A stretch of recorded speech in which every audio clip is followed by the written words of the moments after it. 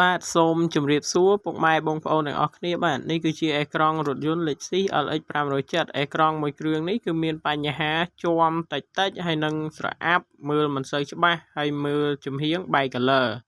ហើយបើសិនជាជីពេលថ្ងៃហាលក្តៅត្រូវពលឺថ្ងៃមកគឺមើលអត់សូវឃើញទេ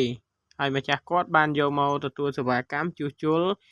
អេក្រង់នៅខាងខ្ញុំបាទឥឡូវនេះអេក្រង់ជួសជុលរួចរាល់ហើយចាប់ចូលឡានវិញ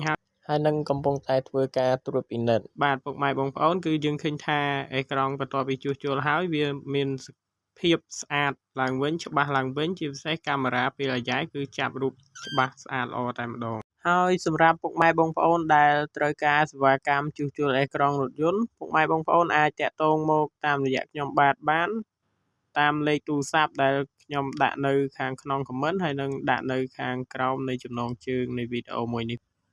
បន្ទាប់ពីធ្វើការជួសជុលរួចអេក្រង់នេះគឺអាចប្រើប្រាស់បានយូរឆ្នាំហើយខាងយើងខ្ញុំក៏មានបានធានាជូនអតិថិជនផងដែរ